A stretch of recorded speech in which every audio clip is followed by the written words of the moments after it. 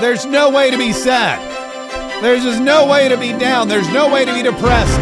You can't have a case of the Mondays when you hear the news that Hillary Clinton wants to run for president in 2028 against whoever the Republican is. I'm telling you, there is no better feeling in the world than knowing that the opposing political party has absolutely no viable candidates. There's no better feeling in the world than knowing that the Democrat Party, not only are they done for, not only do they not have anyone on the bench, but the people that the people they're trying to bring out of retirement are just equally bad, if not more so. What's up? This is Mark Kaye, Saves the Republic. Thank you so much for joining me today. Don't forget to subscribe to this channel wherever you're watching. If you're on YouTube, if you're on Rumble, Facebook, wherever you happen to be, man, thank you so much for being here, number one. And hit that subscribe button. Hit the like, hit the share, hit the old set the notifications if you want. And don't forget, of course, we'll take any and all forms of monetary support because, well, we are independent, non-fake news. The fake news, they get funded by like George Soros and people like that. We don't. We get funded by folks like you. So thank you so much for watching. And don't forget, we got a goal going on YouTube too. So if you want to throw us a super chat, we're looking for $25 super chats by the end of the show today. And if you're on Rumble, send us a Rumble rant. We don't have any goals set up there, but, we'll take what we can get. The news broke just moments before, because here's what happens. I'm always flipping through the X. I'm always looking through, the headlines, trying to figure out what the big story is going to be. And this morning, I knew as soon as I woke up and I started combing through the Kristen Welker Meet the Press interview with President Donald Trump that aired yesterday, I knew this Alcatraz story was going to be huge. And I was one of the first people to report on it during the 47 Daily podcast this morning. And we did we dove right into it and talked about President Donald Trump wanting to make America safe again by sending all of these evil villains, all these cruel and unusual criminals, all these just lowlifes and thugs and murderers, send them someplace where they can't hurt anybody anymore. Send them to Alcatraz. And that is exactly what Donald Trump's going to do. I knew that was going to be the big story, but now throughout the day, as always happens, news continues to break. Stories continue to develop. Things, the stuff continues to go down, as they say. And you never know what the big story is going to be. But this whole thing about Hillary Clinton wanting to run, it comes from, where did it come from? Jeremy Miller, I think. Hang on, I got to pull this over here so that we can all share it. Jeremy Miller shared a comment that there's a rumor. It's a rumor, but, here's the thing about rumors. If they make me feel good, I tend to spread them and believe them. If they make me feel bad, I tend to think that they're just fake news. But here's the rumor. Here, look at this. And this picture, by the way, of Hillary Clinton is gold. Leading report breaking. Hillary Clinton could potentially be running for president in 2028. Former senior Trump advisor Jason Miller says. And the photo that they chose is it's just fantastic. This is, there's a rule of thumb. When you're a content creator, and it's not just whether if you could be a conservative content creator, you could be a liberal content creator, you could be whatever. You always want to find the worst possible photo of somebody that you're talking about. Whenever, it doesn't matter if you're talking about P. Diddy and his upcoming trial. Doesn't matter if you're talking about Hillary Clinton. It doesn't matter if you're talking, and the left does it all the time with President Donald Trump. They go out and they try to find these like crazy zany photos where he looks unhinged or he has some silly look on his face. But that's the rule of thumb. There's always a rule of thumb that you want to make sure you're picking just the most ridiculous and there's really unflattering isn't even the appropriate word in this case, photo of Hillary Clinton to use, or of anyone that you're talking about. And whoever chose this photo, I would say succeeded. Leading report, they succeeded in dramatic fashion. So good job for them. And it's, yes, and it's all part of the messaging. I get it. But this is not a doctored photo. This is not AI generated. This is Hillary Clinton looking totally ridiculous in her clown makeup with her crazy Joker grin, her tight hair pulled back, had some lipstick on her rotten tooth, all the stuff that Hillary Clinton is known for. But that's the rumor that she's going to be coming, which means if that's the case, then truly the Democrat Party has no leadership. Truly the Democrat Party is dead. Truly, the Democrat Party is devoid of anybody. If they have to go back to the well to Hillary Clinton, let's recap. Hillary Clinton, she ran for president against Donald Trump in 2016 and she lost. Not only did she lose, but it sent her into a years-long depression. She was in a state of denial. She didn't even want to come out and make the phone call conceding the election to President Donald Trump for like 72 hours. She apparently tore apart her hotel, just terrible, horrible things. This woman could not cope with the fact not only that she lost what she thought was going to be, she thought the presidency was her God-given right. She thought it was going to be a coronation. She thought this is what I'm supposed to be the first female president of the United States. Not only was she not the first female president, she wasn't even president. And she lost to somebody who in her mind, the worst possible person she could have lost to, President Donald Trump. That just added insult to injury. So of course she wasn't going to handle it well, and she didn't. It was so bad that in 2020, they didn't even go back to the well. The Democrat Party was like, there's no way Hillary Clinton can't beat Donald Trump. The only way we can beat Donald Trump is with Joe Biden and COVID. Let's get Joe Biden and COVID. Let's lock everybody down. Let's do whatever we have to do to make sure that Donald Trump doesn't win this election. But they knew they knew that if they brought in Hillary Clinton after how badly she did in the first election, they knew it was going to be an uphill battle. So she said, no, I'm not coming back. They didn't want her back, but she said, I'm not coming back. I'm done. I'm done with all of this. All of this is over. I'm not going to run for president anymore. And now that President Donald Trump is out of the picture, 2028, and yes, we know that there have been rumors, but President Donald Trump, he basically told Kristen Welker in this interview yesterday, which we're going to play a lot of clips from this interview because it was eye-opening. It was so great. But he told Kristen, he came clean about the whole 2028 thing. I guess they sold out of the Trump hats, whatever. But he said to her, look, I wanted 8 years. She goes, look, are you really going to try to run again in 2028? Are you seriously considering a third term? Oh, I'm sorry. Are you seriously considering a third? You could tell this is not, by the way, an unbiased journalist. Never is. There's no such thing anymore as an unbiased journalist. But she's not one of them. Kristen Welker is not at all an unbiased journalist. And the way it is over emotional. This particular question. Are you seriously going to try to run for a third term? You're not serious, are you? Seriously? She got the high-pitched sorority girl voice. She got that woo girl thing. Like, oh my God, what? That's exactly what happened. That's because she's showing concern. This is not a journalist anymore. This is not her saying, you've mentioned a third term. Do you believe that that's a probability? Are you actually going to suggest that you could serve a third term? No, she's like, you're not serious, are you? Are you seriously considering a third term, Mr. President, even though it's prohibited by the Constitution? Or is this about staying politically viable? I will say this. So many people want me to do it. Mm-hmm. I have never had requests so strong as that. But it's something that, to the best of my knowledge, you're not allowed to do. Mm-hmm. I don't know if that's constitutional that they're not allowing you to do it or anything else, but there are many people selling the 2028 hat. But this is not something I'm looking to do. I'm looking to have 4 great years and turn it over to somebody, ideally a great Republican to carry it forward. But I think we're going to have 4 years, and I think 4 years is plenty of time to do something really spectacular. Yeah, there he is. He's like, look, I just wanted, in fact, he goes, I just wanted 2 terms. I didn't want it, because here's the thing. When you're president of the United States, you can be a 1-term president or you can be a 2-term president. And if you're a 1-term president, you're like, George H.W. Bush or Joe Biden. If you're a 2-term president, you're like, well, all the greats, Washington and Reagan and, now Donald Trump. And so Donald Trump is like, I didn't want to be a 1-term president because I knew I had so much more to do. And now I'm a 2-term president. I'm good. I'm solid. I just want to do a great job. I'll be an 8-year president. I'll be a 2-term president. I always thought that was very important, to be honest with you. If you look at President Polk, he was a 1-termer and he did some great things, actually. A pretty good president. And I'm not saying you can't do that, but there's something about being a 2-term president that was very important to me. Yeah, it was very important because he knew that, we didn't want Joe Biden. We don't want somebody running this country into the ground. We definitely didn't want Hillary Clinton, and we don't want Hillary Clinton now. But for whatever reason, the Democrats think that think about this. Here's their bench. Okay, not even the bench. Let's just say here's who the potential candidates are for president. Hillary Clinton. That's not a joke. That's actually real. AOC. Bernie Sanders. Bernie Sanders. Who else? Oh, Pritzker, JB Pritzker.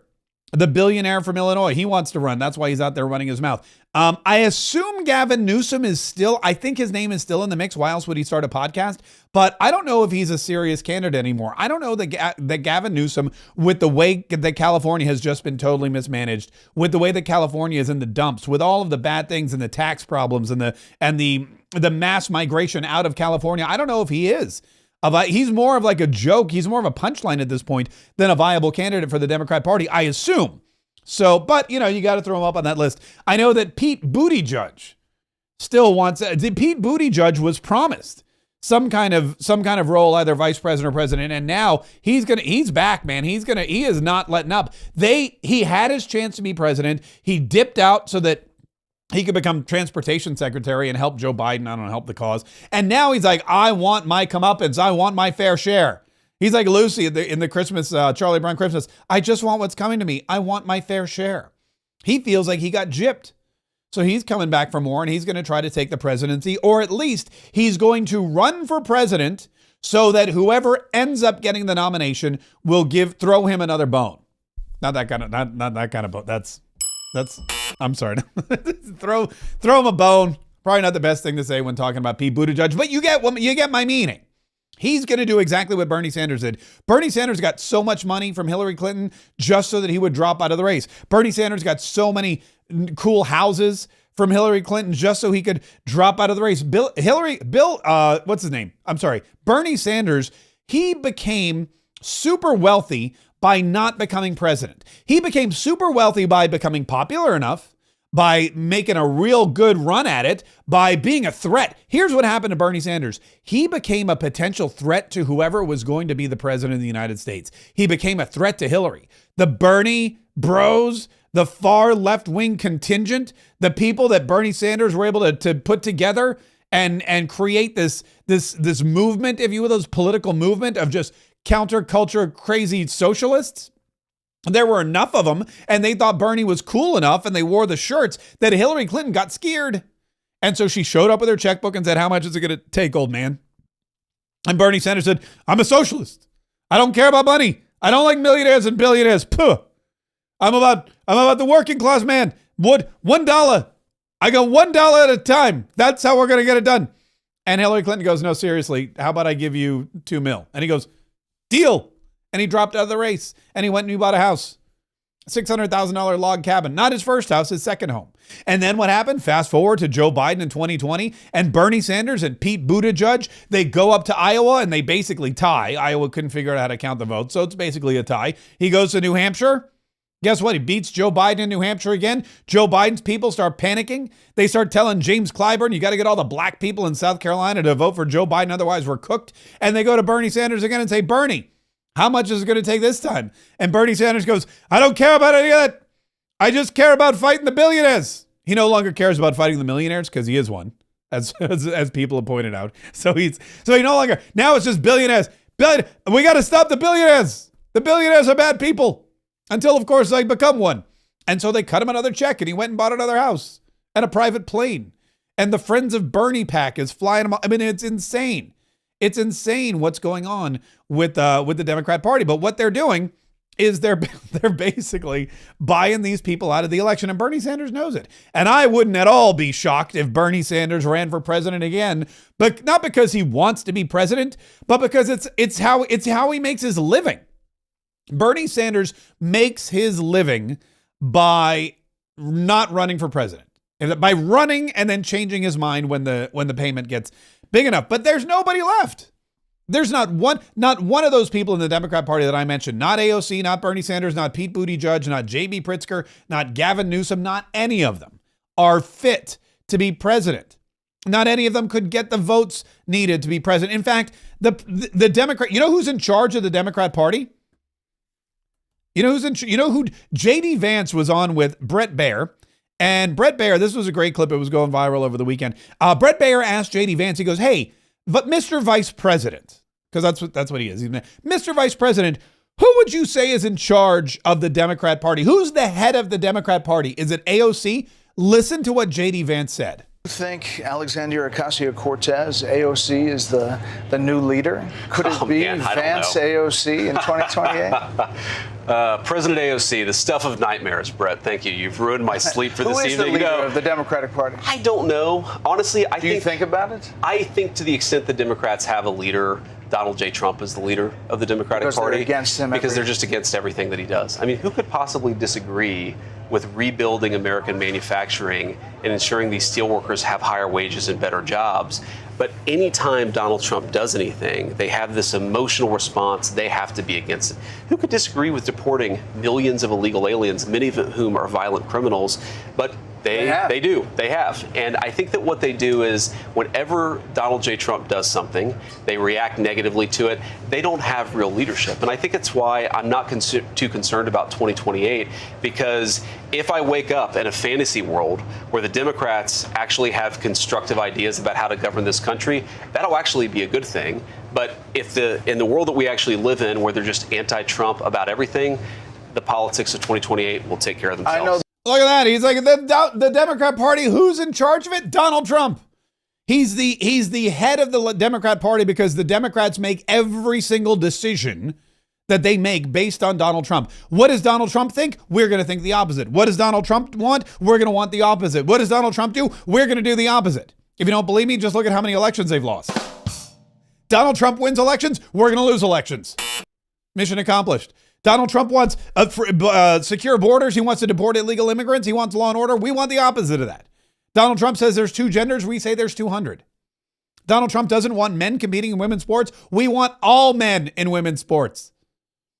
They don't even know what they want anymore. They just look at President Donald Trump and they say, if Donald Trump is for it, we're against it.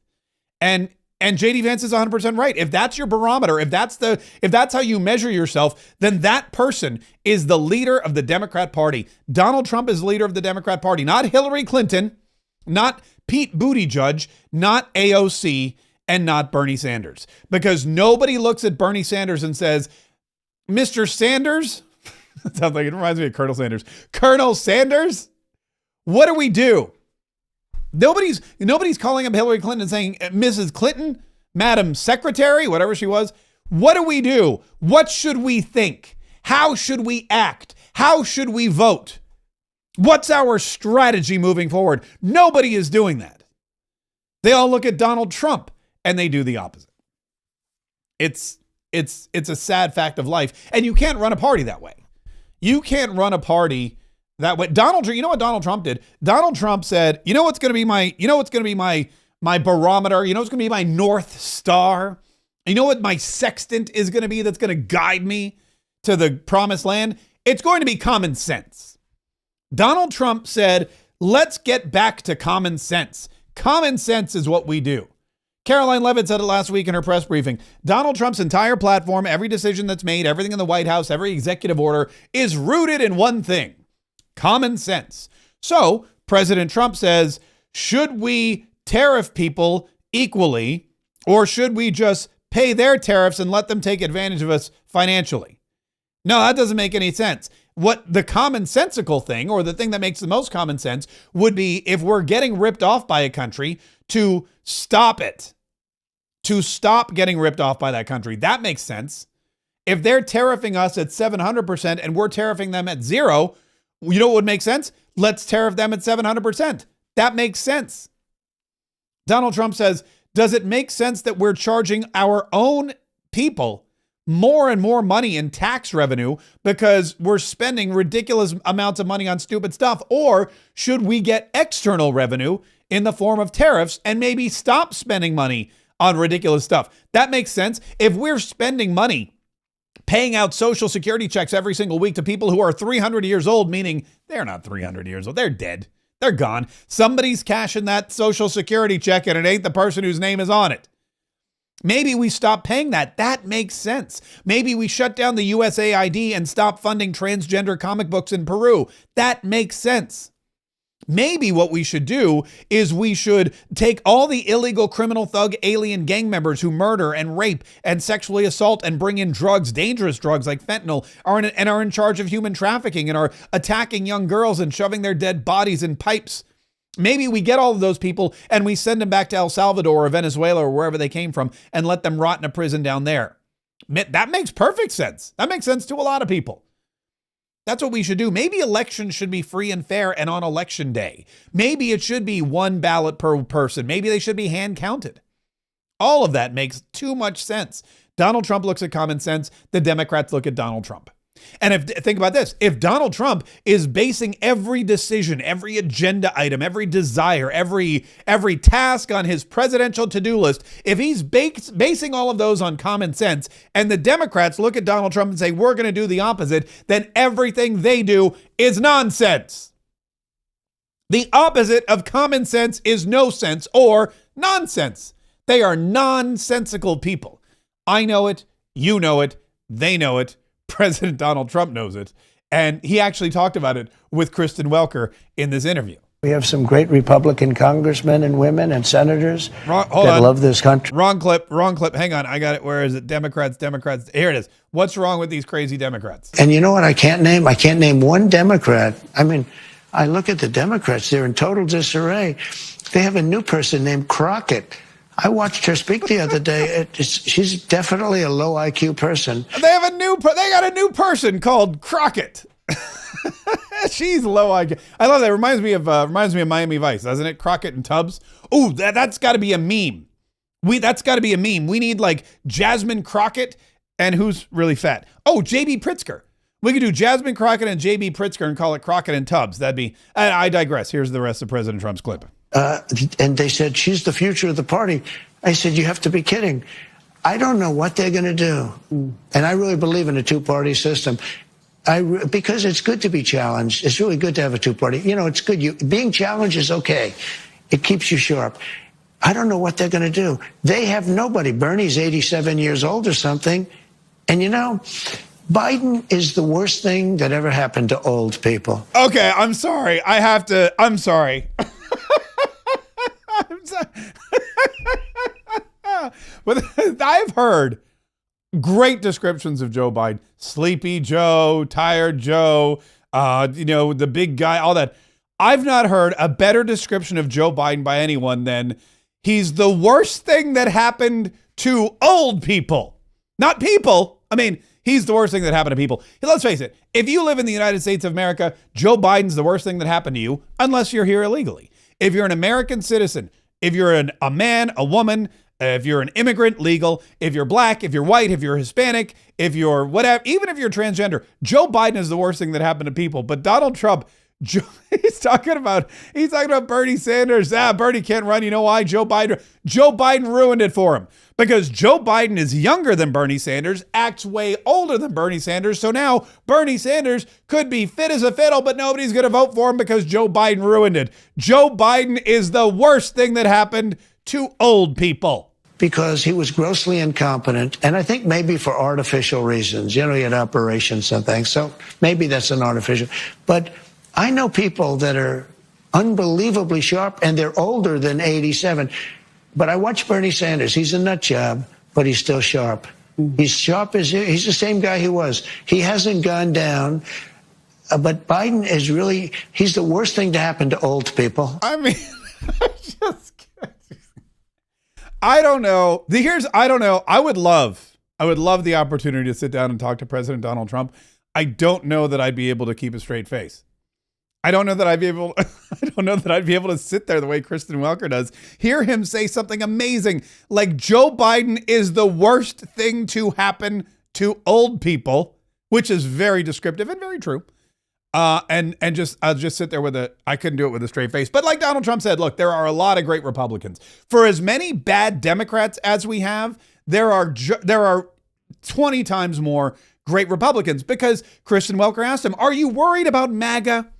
Are you worried? Will MAGA continue when you're gone? You have built a political movement that has transformed the Republican Party. It's transformed the country, quite frankly. Political movement in history, MAGA. Make America great again. When you look to the future, Mr. President, do you think the MAGA movement can survive without you as its leader? Yes, I do. What gives you confidence? I think it's so strong, and I think we have tremendous people. I think we have a tremendous group of people. We talked about a number of them. You look at Marco, you look at J.D. Vance, who's fantastic. You look at, I could name 10, 15, 20 people right now just sitting here. No, I think we have a tremendous party. And you know what I can't name? I can't name one Democrat. I mean, I look at the Democrats, they're in total disarray. They have Hillary Clinton now wanting to mount a comeback. And then they've got this new person, Crockett. You know what the biggest problem with the Democrat Party is? It's, okay, the Democrats. Yes, that's true. The biggest problem with the Democrat Party is the Democrats. But the bigger problem is, for the Democrat Party, is the Republicans. Because the alternative is so much better. People are looking at, they're like, okay, I got AOC, I got Bernie Sanders, I got Joe Biden, and then I got Donald Trump, I have JD Vance, Marco Rubio, all these fantastic people. I don't have a choice. In fact, CNN, Van Jones went out. This was one of my favorite clips of all time, by the way. One of my favorite clips of all time. Van Jones went out and he talked to black people because, CNN race baited for Joe Biden and failed miserably. But rather than change their tune, they decided, okay, you know what? Now we're going to continue the race baiting. Only it's much more difficult when black people no longer are going to allow themselves to be typecast by a political party. And the Democrats are still trying to typecast black people as Democrats, but African-American voters are like, no, dude, we know what we like, we know what we need, we know who we want, and we know who we're going to vote for. And it's not just going to be whomever you tell us to, like Joe Biden, which was a complete and utter failure. It's not just going to be Barack Obama, because guess what? He's black and I'm black, so I should vote for him. There's no more identity politics. And Van Jones found that out the hard way when he went to talk to black voters and asked them, do you have buyer's remorse?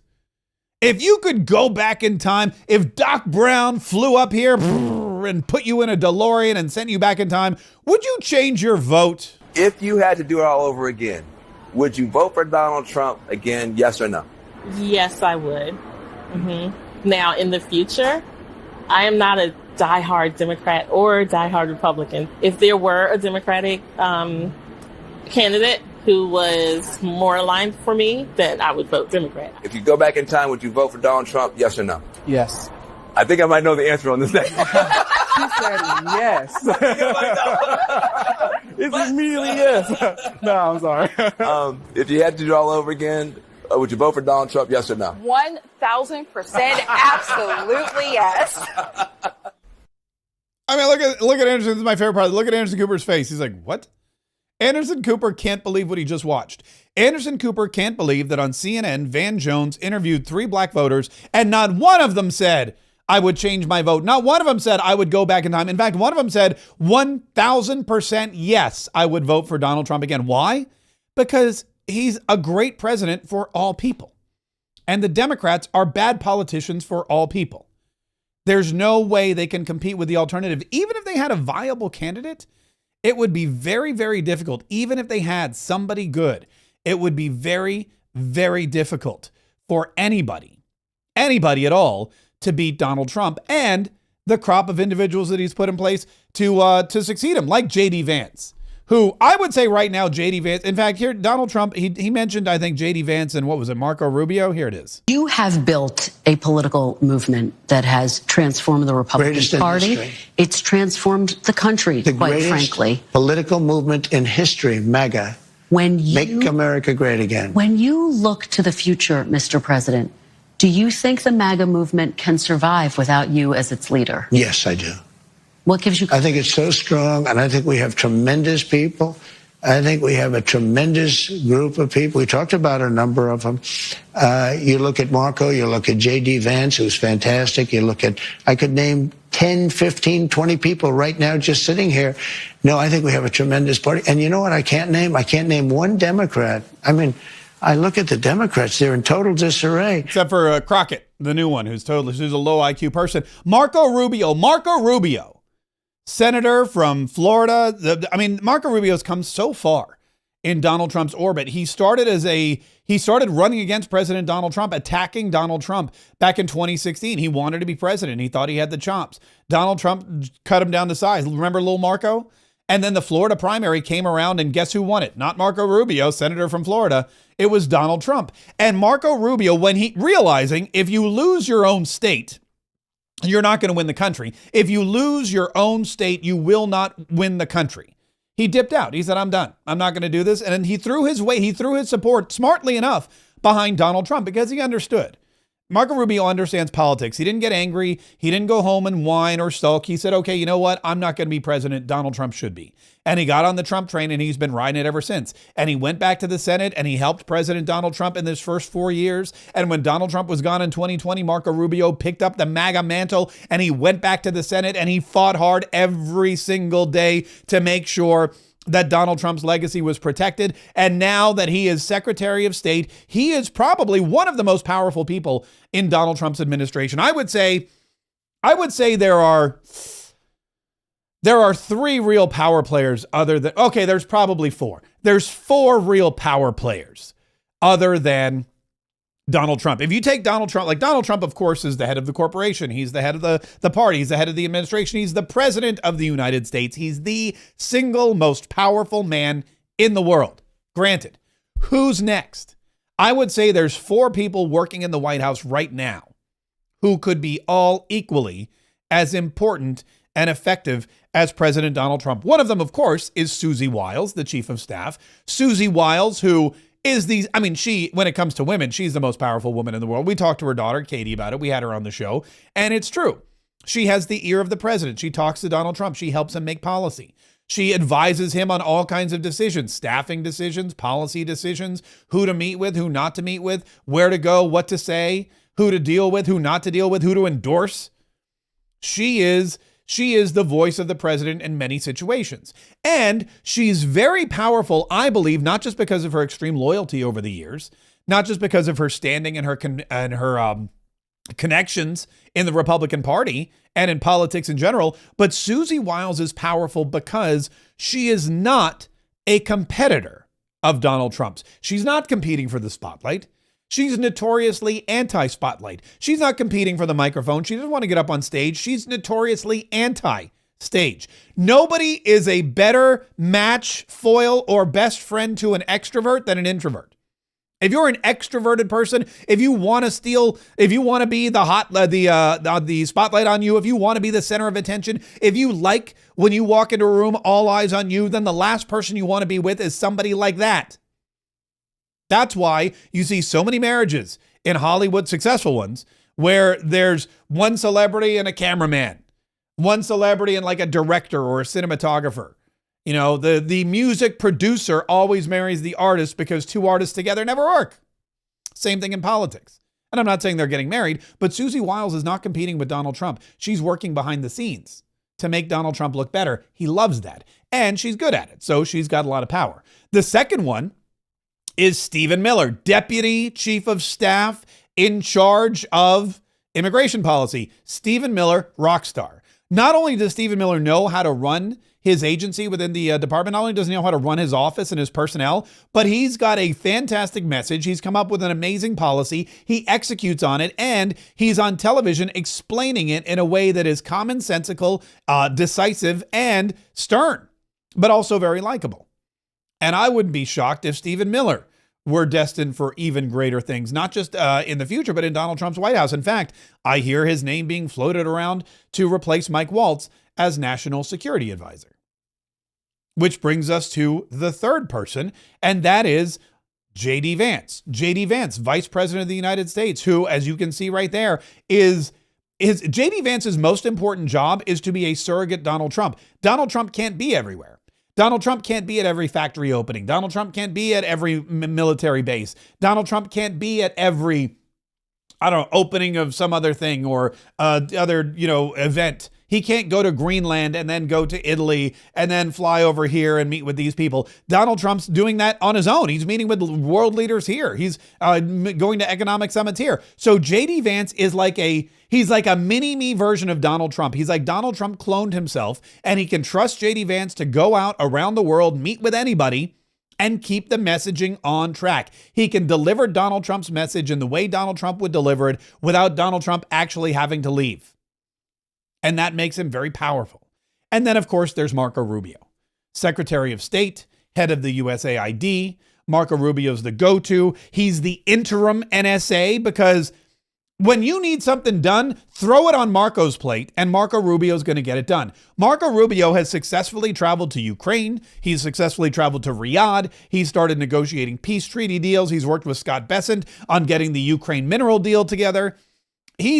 Marco Rubio is there every single meeting in the Oval Office that is important. Marco Rubio sitting right there on the couch.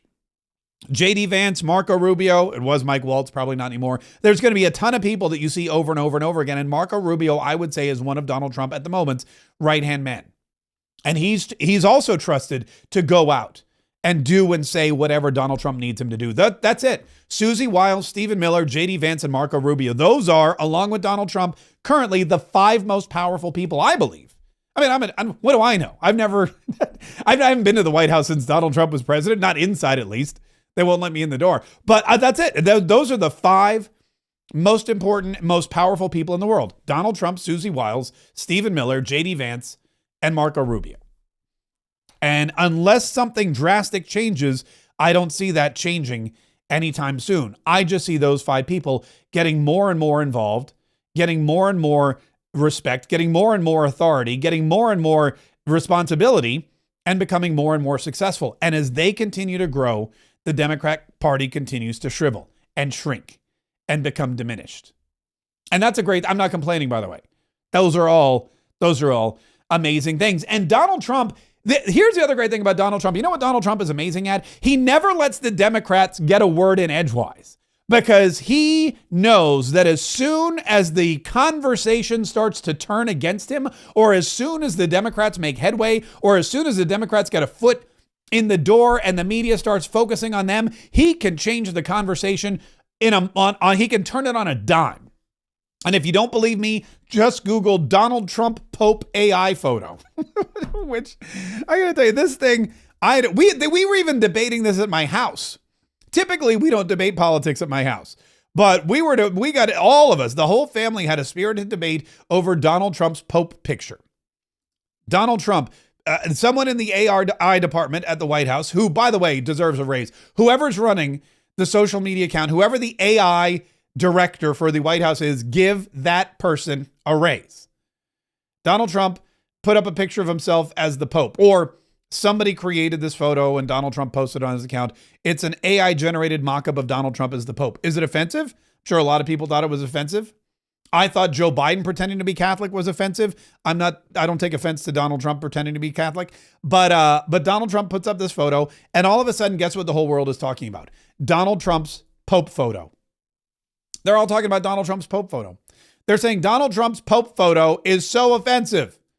Every single Catholic just got spit on by the president of the United States. How is he going to mend fences? How is he going to be the leader when millions and millions of Catholics just became totally offended by Donald Trump? I, again, am a Catholic. I have been my entire life. I actually wanted to make that my screensaver. That's what I thought. I was like, is it a sin if I make this my screensaver? If every time my phone rings and there's a picture of Donald Trump as the Pope, is that bad? Or is that okay? I almost called my priest, but guess what? He was not a fan of the photo either. Doesn't matter whether he was a fan or not. You know what matters? What matters is that President Donald Trump changed the narrative. And nobody all day Saturday was talking about Abrego Garcia. Nobody was talking about the judges. They were all talking about Donald Trump and his Pope photo. You know what he did the next day? Donald Trump posted a photo of himself for Star Wars Day as one of the most, ripped, I don't know what you would say, ripped, cut. Hang on, let me find it. I got it here. This is Donald Trump posted another AI, and I told you they're working overtime over there.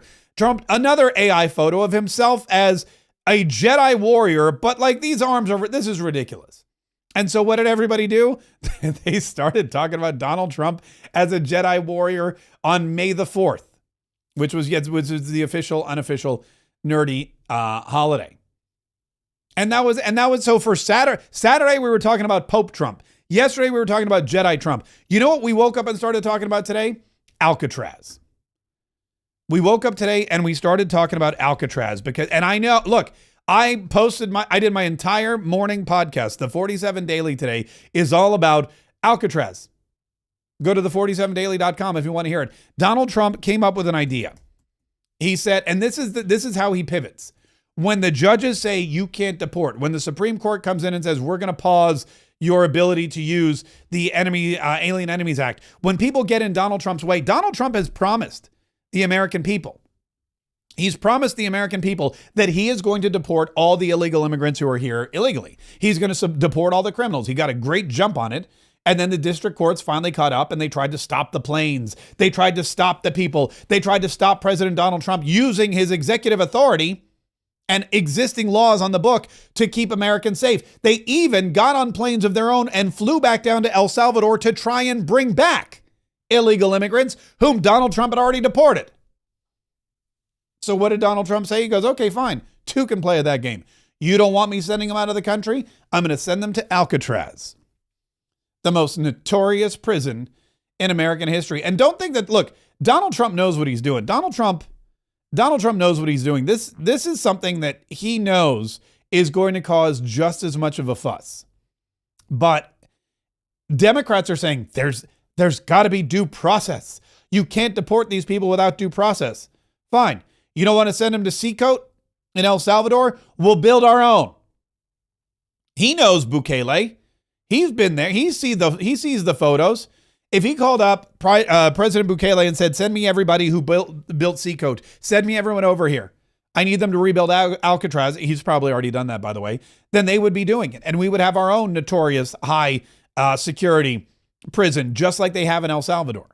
Don't think that's not the plan. President Donald Trump on his Truth Social, rebuild and open Alcatraz. For too long, America has been plagued by vicious, violent, and repeat criminal offenders, the dregs of society, who will never contribute anything other than misery and suffering. When we were a more serious nation in times past, we did not hesitate to lock up the most dangerous criminals and keep them far away from anyone they could harm. That's the way it's supposed to be. No longer will we tolerate these serial offenders who spread filth, bloodshed, and mayhem on our streets.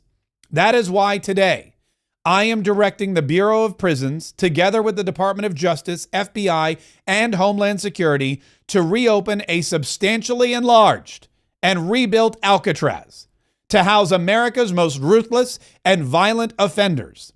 We will no longer be held hostage to criminals, thugs, and judges that are afraid to do their job and allow us to remove criminals who came into our country illegally. The reopening of Alcatraz will serve as a symbol of law, order, and justice. We will make America great again.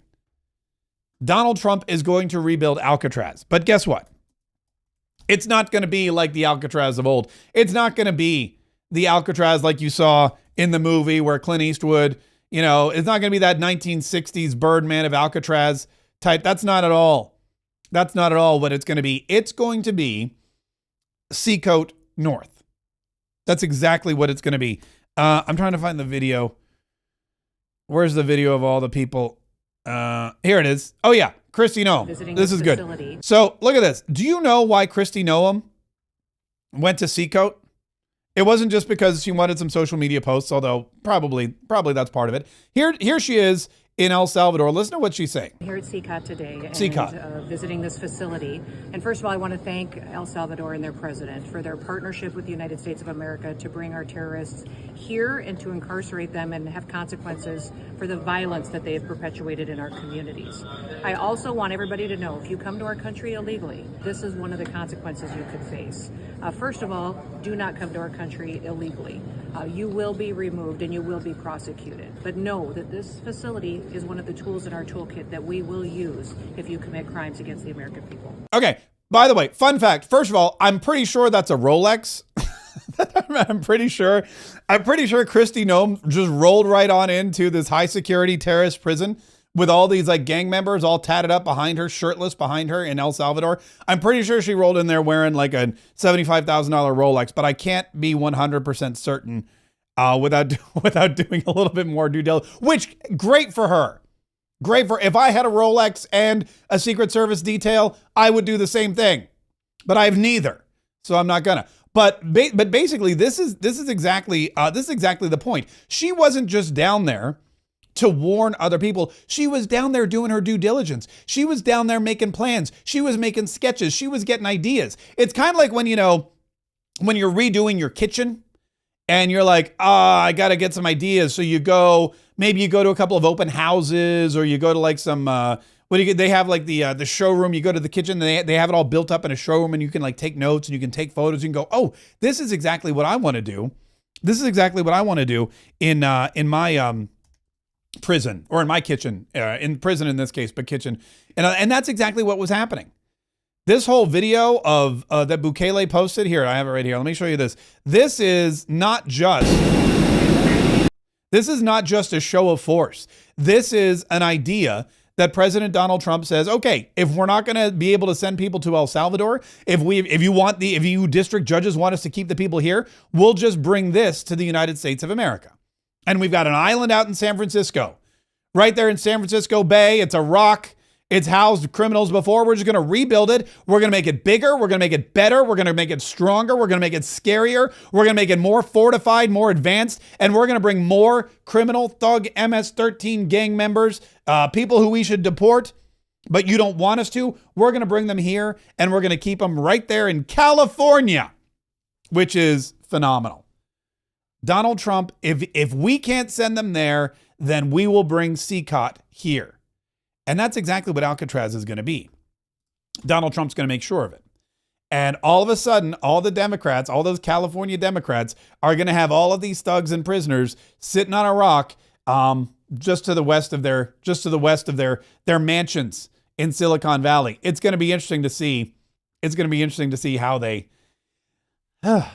do with that. Listen, before we get to tariffs, which are very important. Oh, and something else. I posted a video this weekend that I wanted to share with you too, because man, I got some great response to some of the things that we posted this weekend. And that, just so you know, we post stuff all the time. That's the difference about you. When we were on the radio, we had 5 shows a week. We were like noon to 3, whatever it was. And that was it. We were on Newsmax occasionally, but now it's like a free for all. It's all the time. It's all day, day. There's stuff going up. There's stuff being posted. We're sharing stuff. People are sharing stuff about us. It's amazing. But before we get to all that, I did want to say thank you to a couple of people who have dropped some super chats. We got Jeff Tim, who dropped a $20 super chat. Jeff, thank you so much. That is very generous. And said, give these invaders a proper military courts martial. By the way, great use of the word courts martial, because the courts is when you're talking about military invaders, and we're talking about invaders, that definitely means you do have the plural, but the plural of court martial is not court martials. It's courts martial. Very, very, very astute use of the term there. And thank you so much for the $20 super chat, Jeff. I really do appreciate it. That is well received and will be utilized to continue to bring you this amazing show every single day. That's worrisome. You better run. Oh, that's worrisome. Wrote, you better run. $4.99 super chat. Running for president. She couldn't even stand up without losing a shoe. $5 to, yeah, Hillary Clinton had some trouble. That's the other thing. These people are not getting younger either. Bernie Sanders, Hillary Clinton, none of these people are getting younger. They're getting older. And as we know, they already had some issues the first time they ran. They're not going to get any better with age. In fact, Democrats actually get worse with age. Anyway, thank you so much. We appreciate that. That's worrisome. You better run for that generous $5 donation. And we will, like I said, we will put that to good use. All right, let's get to the tariffs here, because another thing, Kristen Welker covered, I don't know how long they talked. They must have been talking for hours, because there was so much. They talked about MAGA. They talked about 8 years. They talked about Mike Waltz. They talked about Jeff Bezos. They talked about, all kinds. They talked about Iran and the nukes. She talked about Canada being the 51st state, which is always fun for me. And by the way, Canada, they spend less money on military than practically any nation in the world. They pay NATO less than any nation. They think we're subsidized. They think we are going to protect them. And really, we are. But the truth is, they don't carry their full share, and it's unfair to the United States and our taxpayers. Yeah, look, we carry them. We subsidize them. We're going to protect them. They think we're going to protect them, and we are. That's like a catch-22. We can't not protect them, but at the same time, we would like them to, carry their own weight, and they're not doing it. But anyway, so they talked about all kinds of things, and they talked about tariffs. And in talking about tariffs, it just goes to show just again how ridiculous these media people are. They're just uninformed. They have no real knowledge of how anything works. And I guess that's why you go into the media. Like if you're a business person, you go into business. If you're a negotiator, you go into negotiations. If you're a media person, or if you're just devoid of any and all knowledge of anything, you go into the mainstream media or a big media. But Kristen Welker, she doesn't really understand how tariffs work. And so President Donald Trump, of course, had to explain it to her again, especially when it comes to China. You're not dropping the tariffs against China to get them to the negotiating table. Those tariffs are staying on. Why would I do that? Would you lower them? At some point, I'm going to lower them because otherwise you could never do business with them. Yeah. And they want to do business very much. Look, their economy is really doing badly. Their economy is collapsing. It's a really bad question. He's like, you're not dropping the tariffs on China. He goes, no, why would that would be dumb. I put the tariffs on there so that they'll come to the negotiating table. She goes, would you ever lower them? He goes, yes, but we have to negotiate. I mean, I will lower the tariffs on China, but what are they going to do for us?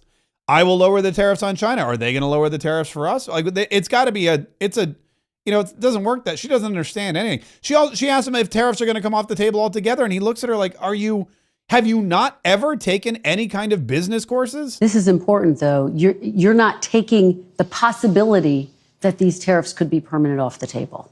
Some of them. Oh, I wouldn't do that, because if somebody thought they were going to come off the table, why would they build in the United States?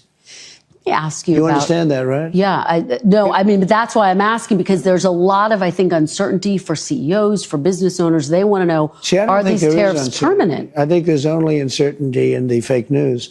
I don't think there's uncertainty. I mean, I've been very rigid, very strong on it, but I will say I'm flexible. Like with respect to parts made outside of the country, I gave the automobile companies a little extra time. You know, you're talking about 15% and then 10% of the parts put in a car. I gave them a little extra time without penalizing them. And I did that only to help, companies. We're looking to help companies. We want them to thrive and to hire a lot of people. And that's what's happening. I mean, Donald Trump, it's amazing to me how the media, I guess they believe their own experts, or they think they know better or whatever.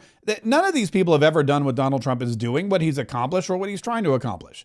And that when you're negotiating with an economy the size of China that is so cutthroat and bloodthirsty and despotic, I mean, it's a difficult thing to do.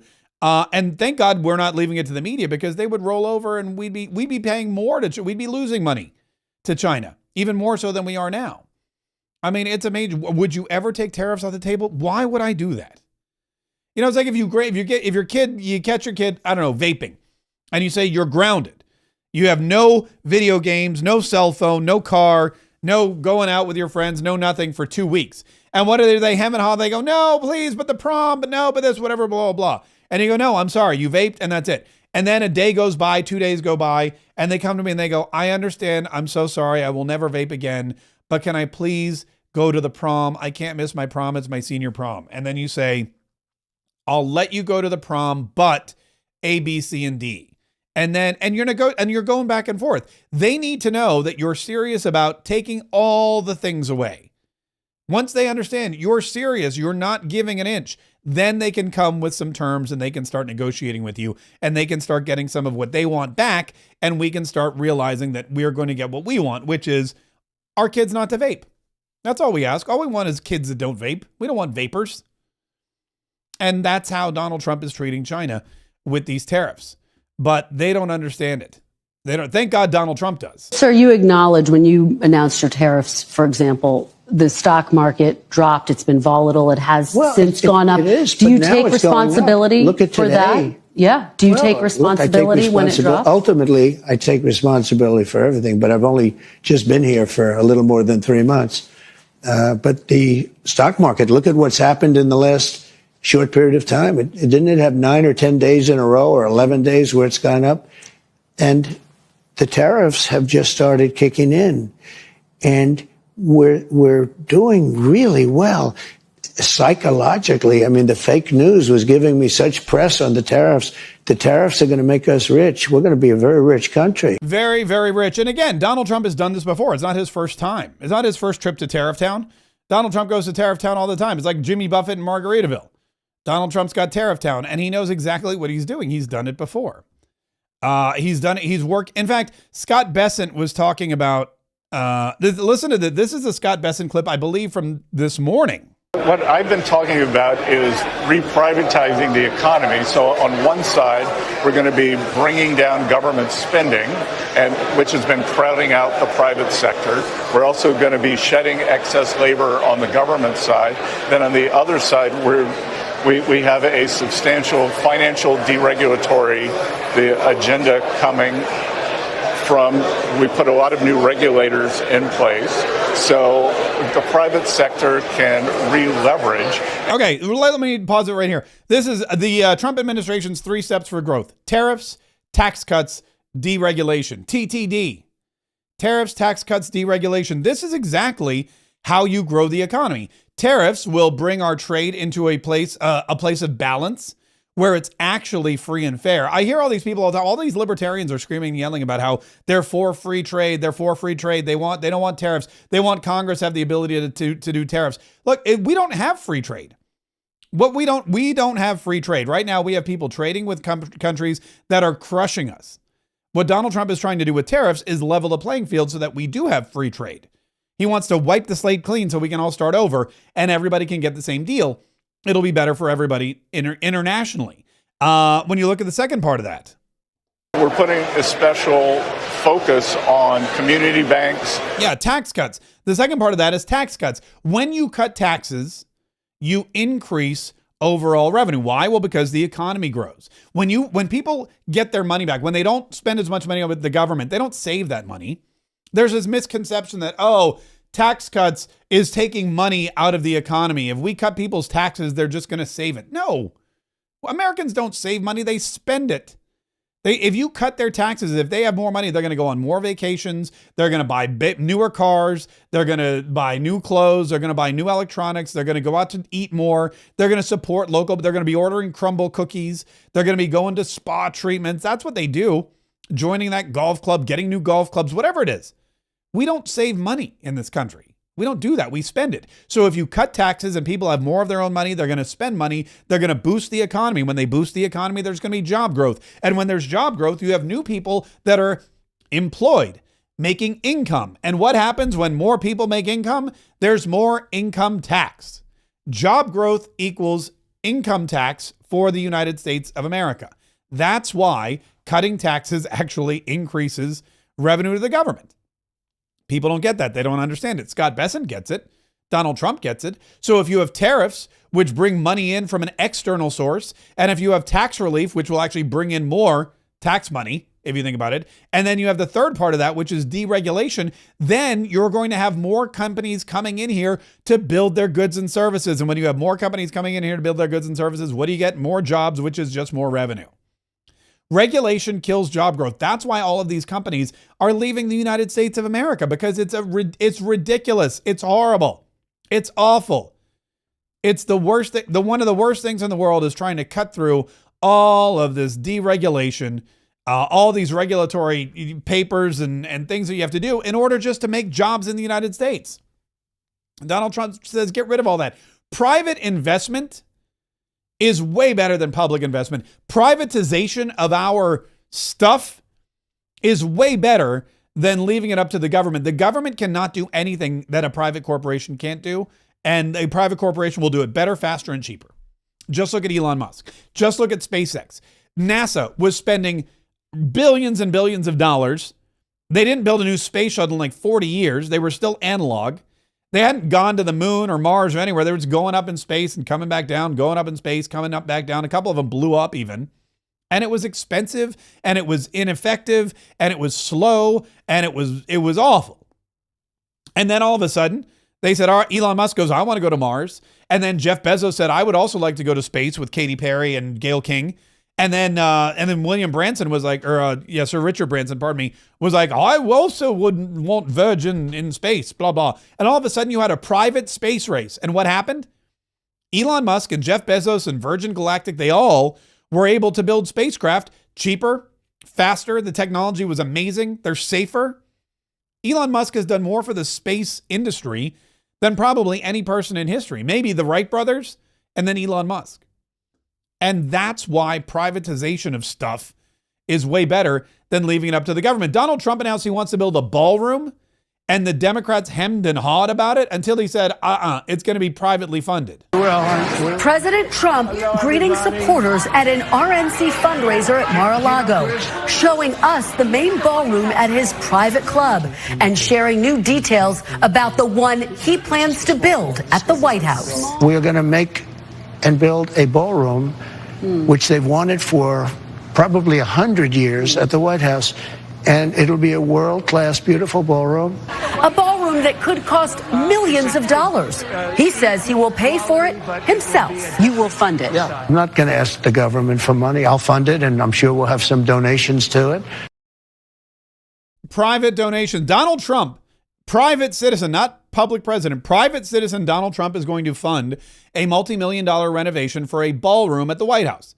He could use tax dollars for it, but he knows that's a tough sell to the American people, but he knows it's important.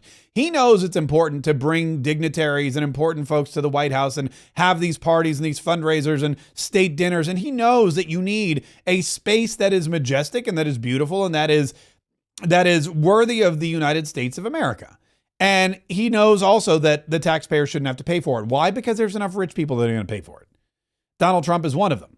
He'll throw some cash at the new ballroom, and he has a bunch of rich friends who also will throw some cash at the new ballroom. Most of them in his administration. Scott Bessent, Howard Lutnick, they're all rich. Linda McMahon, he'll be able to fund this in no time because private investment is better than public investment. Private investment, this is what I always said about schools. You know, the schools should sell everything. The school, if you really want the richest school system, allow them to sell advertising. If you want the richest school system in the world, allow them to bring in Chick-fil-A, Taco Bell, Cava, I don't know, what something healthy, Chipotle. Allow them to bring in these outside vendors. Allow the vendors to have to bid for space. I mean, if you really want to make money, start leasing out part of every school system to Starbucks. Then you're going to have money. If you really want to make money for your school system, why don't you turn your football uniforms or your track uniforms into, like what the NASCAR uniforms look like? There is so much advertising. There is so much space available. You could sell individual classrooms. You could sell there was a school, I forget where it was, somewhere in flyover country, somewhere in like Kansas or the Midwest, whatever. They sold the roof of their school to Coca-Cola. Because Coca-Cola put the logo on the roof of the school and all the planes that flew over it every day saw drink Coca-Cola on the top of the school.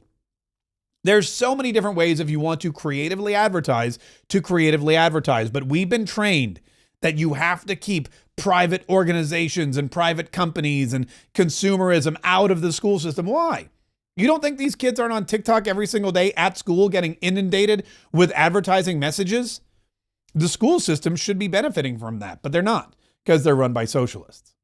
Donald Trump is not a socialist, and that's why he is making America great again, as well as making the White House great again. And the Democrats, I mean, they have nobody. The Democrats, they have Crockett somebody, and Bernie Sanders, and Joe Biden, who's the worst thing that happened to old people, and oh yes, Hillary Clinton, who's coming back for another turn as president of the United States. I'm really super stoked about that one. I'm really excited about it. Listen, thank you so much for joining us today. I appreciate you being here. Don't forget to subscribe. We do this every day at 1 p.m. Eastern time. So set your watches accordingly. Set the notifications too, so you get notified. And if you're listening to our podcast, man, let me tell you what happened with the podcast. I did a special podcast this week. I got really not upset, but I just got annoyed. Here's what happens. I read news or I see something about Congress and then I get annoyed. I live kind of in like a constant state of annoyance with our government. So I got fed up and I was like, these people are just, I always talk about running for Congress and planning to run for Congress. And if I were running for Congress and yada, yada, yada, but they did something today, or they were planning to do something today that just really pushed me over the brink. And I was just like, that's the final, it's good. I'm very close to the final straw. Something's going to happen. And one day I'm going to come on here and I'm going to say, that's it. I'm running for Congress. But what I did was I just jumped on and I did. It wasn't even a show. It was just like a quick blog post or vlog post. And I got such great reaction to it. I posted it on YouTube. People started throwing money at me. I posted it on Facebook. People started saying, run, Mark, run. So I think what I may do is as we get closer and closer and as I start making decisions, I'm going to start doing like a vlog style video update every now and then, like little vlog style video updates about what's happening with Congress and my potential run and what else we need to do to save this country, because people really seem to like it. And I think it's something that could be helpful to a lot of other folks. Incidentally, all you have to do is subscribe to this channel and you'll get those as they pop up so that you too can stay informed. You too can stay enlightened. You too can stay entertained and inspired to continue to fight so that we can all save the Republic. We are going to have an after party. The show's not over. We got more of it. We got the after party going on. If you would like to hear what else we talk about, if you want to hear some insider details, if you want to get more information, join the Kayetriot Club right now. Go to Kayetriots.com. Kayetriots.com. Join our locals page. Check out the after party, which begins in, say 3 minutes.